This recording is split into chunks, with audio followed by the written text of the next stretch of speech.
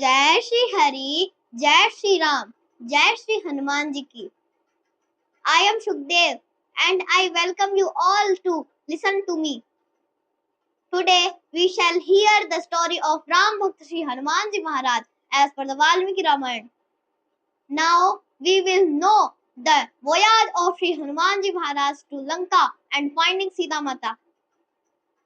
Anyone who had witnessed the abduction of Sita Mata had pointed towards the south. But Ravan was a master of dark magic. It was not wise to be careless. Hence, Sugriv ordered search parties in all directions. A capable team comprising Angad, Hanuman, and Jambavan was asked to head south. Sugriv called Hanuman closer and said, "No one is comparable to your intellect and your strength. You are sharp like the sun's rays and strong like the wind. I believe with all my heart that you will succeed in finding Sita." Sugriv's trust in Hanuman didn't go unnoticed by Ram. Ram called Hanuman and said, "Dear Hanuman, you are the epitome of strength, a brave person. You achieve anything that you set your sights on. I trust you will be successful in finding Sita. My heart says that you will find her. Please give Sita my ring when you meet her. She will be able to trust you easily if she sees this and will be at ease. All the best." Ram handed a ring engraved with his name to Hanuman. Hanuman accepted the mission with utmost grace and left for the most important mission of his life. Those who had departed towards the south in search of Sita Mata had to face a lot of obstacles. Food was scarce. They were lucky if they found fruits and berries, but they couldn't halt the search for Sita. As the days went by, the availability of food started to dwindle. The fruits borne by the trees weren't sufficient for the large Vanar army. They were tired and their throats parched. Luckily, Hanuman found a mysterious cave called Rukshbil. It was pitch black inside, but he saw many birds emerging happily from it. There must be water inside. That might be the reason for so many birds going into this dark cave. Let us go in. He said to his team and led them inside the dark cave. Everyone chanted Ram's name, held each other's hands tightly, and followed Hanuman. Not far away, inside the strange cave, they saw a huge building. A yogini called Swayamprabha was deep in meditation inside the cave city built by the Maya. Hanuman approached her carefully and briefly narrated their story. "Mother, we are the Vanar army in search of Sita Mata. We have arrived here in search of food and water. Please help us." He pleaded with folded hands.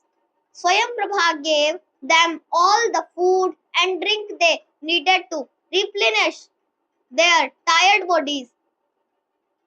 The Vanars thoroughly enjoyed the meal. When they were done eating, Swayamprabha asked them to close their eyes.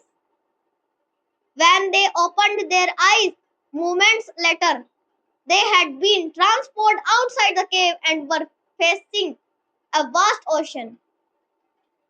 There was water for as far as they could see.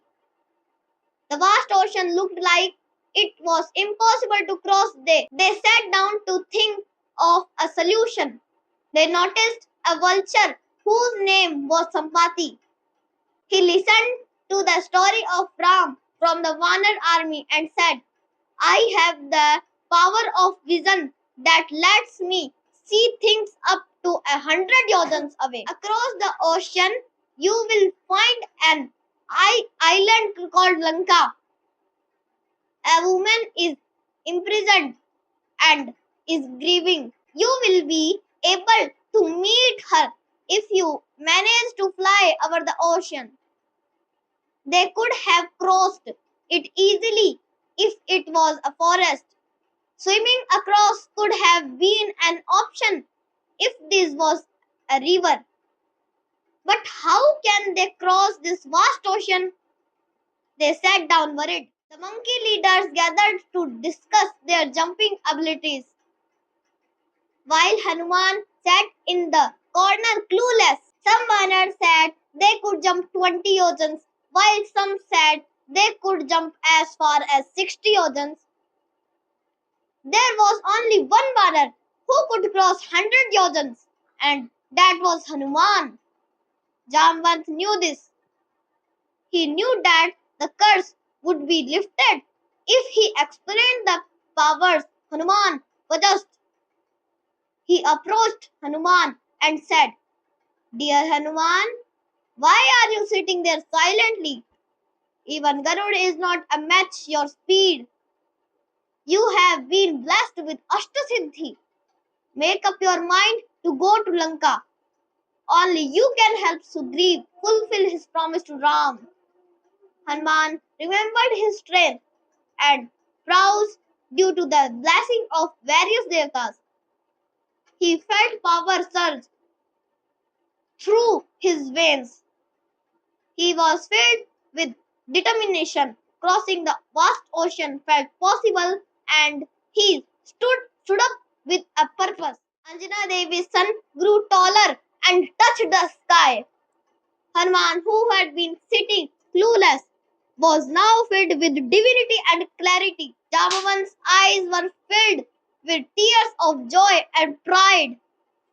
The Vanar army was now filled with a lot of hope. Bhajans about Lord Ram were sung. Hanuman prayed to Ram and prepared to fly across the ocean. The Vanar army cheered him heartily. Hanuman's stature had touched the sky. Filled with determination, he prayed to Lord Ram and prepared to launch himself towards Lanka. It seemed like he had completely covered the sky, and his outstretched hand looked like it was reaching out to the sun. All the Vanars cheered Hanuman, who was on a mission for Ram. That is across the ocean. Hanuman set foot on the Mahindra mountain, which was one of the Saptakul mountains. The mountain trembled under the weight of Hanuman. The wild animals scattered in fright. His feet were washed by the river splashing, and badly because of Ramas, the great serpents rushed out of the barrels and were stunned to see the sights. The Yakshas ran headless scattered, trying to save themselves. As Hanuman crossed the vast ocean, the waves became turbulent. The shadow cast by huge body made it look like a huge ship was traversing the ocean. The fishes were frightened at the sudden change. The sun didn't set even though it was dusk. The sky was filled with divine colors. The clouds dispersed to make way for Hanuman. This was the beginning of Ravan's end.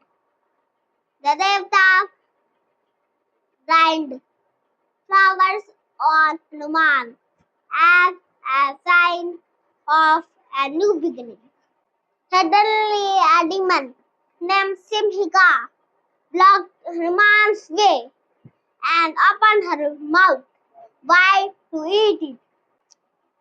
She drenched his shadow and had almost eaten him. Hanuman reduced the size of his body of size of a thumb and flew into her mouth. He tore open her stomach and was victorious. Thus Simhika was killed. Hanuman landed softly on the Trikutakal in Lanka. He surveyed the city from there.